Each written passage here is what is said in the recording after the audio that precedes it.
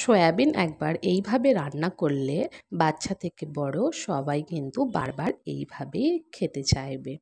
একবার সয়াবিন এইভাবে ক্যাপসিকাম দিয়ে রান্না করে দেখুন, খেতে খুবই ভালো লাগবে। চলুন তাহলে সয়াবিনের এই সহজ কারি রেসিপিটা শুরু করা যাক। তার আগে আমার চ্যানেল সাবস্ক্রাইব করে না থাকলে আমার চ্যানেলটা সাবস্ক্রাইব করার অনুরোধ রইল। প্রথমে আমি সোয়াবিনটা ভাপিয়ে নেব। তার জন্য জল গরম করে তার মধ্যে স্বাদ অনুযায়ী লবণ দিয়ে দিলাম। তারপর যখন জলটা ফুটে যাবে তখন এর মধ্যে 100 গ্রাম সয়াবিন দিয়ে দিচ্ছি। সয়াবিনটা দিয়ে আমি এটাকে 1 থেকে 2 মিনিট একটু ফুটিয়ে নেব। তারপর গ্যাসের ফ্লেম বন্ধ করে দিয়ে এটাকে আমি জল থেকে তুলে নেব।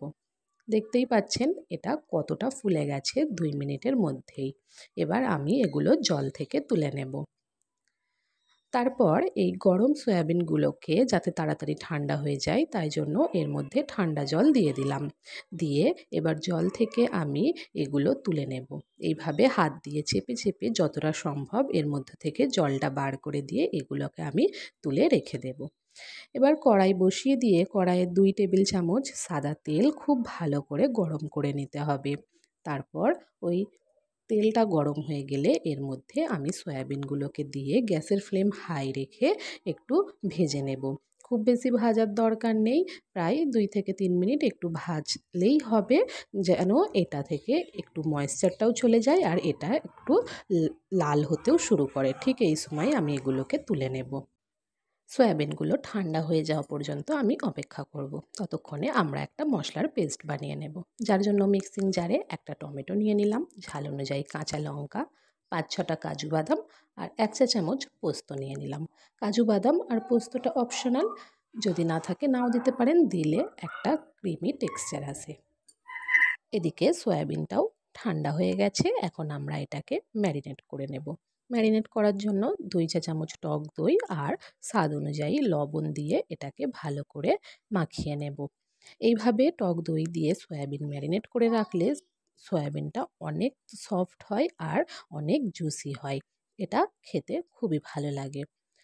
এটাকে আমি ঢাকা দিয়ে 10 মিনিট রেখে দেব। 10 মিনিট পর এইদিকে কড়াই বসিয়ে 2 টেবিল চামচ সাদা তেল খুব ভালো করে গরম করে নেব।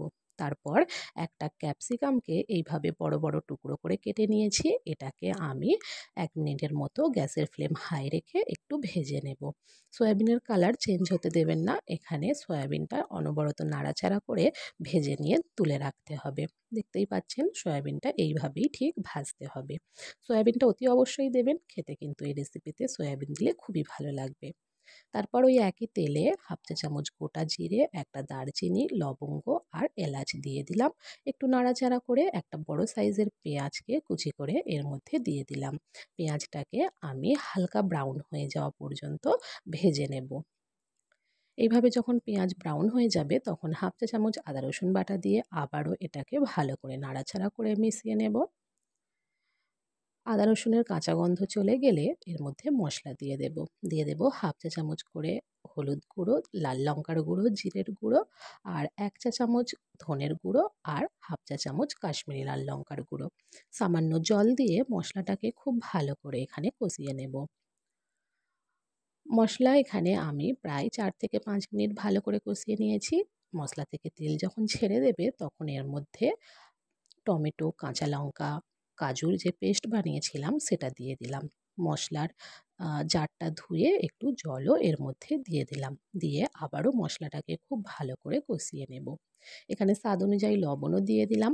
লবণটা একটু বুঝে শুনেই দেবেন, কারণ আমরা ম্যারিনেট করে রাখার সময় সয়াবিনটা তখনও লবণ দিয়েছিলাম। তারপর আবারও 5-6 মিনিট আমি খুব ভালো করে মশলাটা কষিয়ে নেব। যখন মশলা থেকে এইভাবে তেল ছাড়তে আরম্ভ করবে সামান্য পরিমাণ জল দিয়ে এটাকে গ্যাসের ফ্লেম লো করে ঢাকা দিয়ে রেখে দেব প্রায় 2 মিনিট। 2 মিনিটের মধ্যে মশলাটা আরও ভালো করে কষানো হয়ে যাবে। এইভাবে ঢাকা দিয়ে মশলা কষালে কিন্তু তরকারির স্বাদ খুবই ভালো আসে। 2 মিনিট পর ঢাকা খুলে নিয়ে আবারও একটু নাড়াচাড়া করে মশলাটাকে মিশিয়ে নিয়েছি। দেখতেই পাচ্ছেন মশলা কত সুন্দর তেল ছেড়ে দিয়েছে।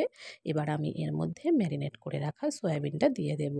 যেহেতু টক দই দেওয়া আছে তাই গ্যাসের ফ্লেমটা লো রেখে তারপরে সয়াবিনটা দেবেন। তারপর গ্যাসের ফ্লেম লো রেখেই আমি এটাকে কষিয়ে নেব আরও 4 থেকে 5 মিনিট।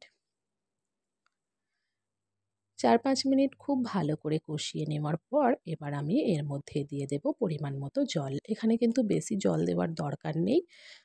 আমাদের সয়াবিনও খুব ভালো করে সিদ্ধ আছে আর মশলাও খুব ভালো করে কষানো আছে। তাই 1/2 কাপের মতো জল দিয়ে যখন জলটা ফুটে উঠবে ক্যাপসিকাম দিয়ে দেব আর দিয়ে দেব 1/4 চা চামচের মতো গরম মশলা আর কসুরি মেথি 1 চা চামচ। কসুরি মেথি না থাকলে স্কিপ করতে পারেন। দিলে একটা খুব ভালো সুগন্ধি আসে রেসিপি থেকে। তারপর গ্যাসের ফ্লেম লো করে ঢাকা দিয়ে এটাকে 2-3 মিনিটের জন্য রেখে দেব। 2-3 মিনিট পর দেখতেই পাচ্ছেন আমাদের সয়াবিন ক্যাপসিকামের কারি একেবারেই রেডি হয়ে গেছে। যদি আমার ভিডিও ভালো লেগে থাকে তাহলে একটা লাইক, কমেন্ট, শেয়ার আর আমার চ্যানেলটা সাবস্ক্রাইব করার অনুরোধ রইল। এইভাবে একবার সয়াবিন বানিয়ে দেখবেন, ভাত কিংবা রুটি দুটোর সঙ্গেই খেতে খুবই ভালো লাগবে।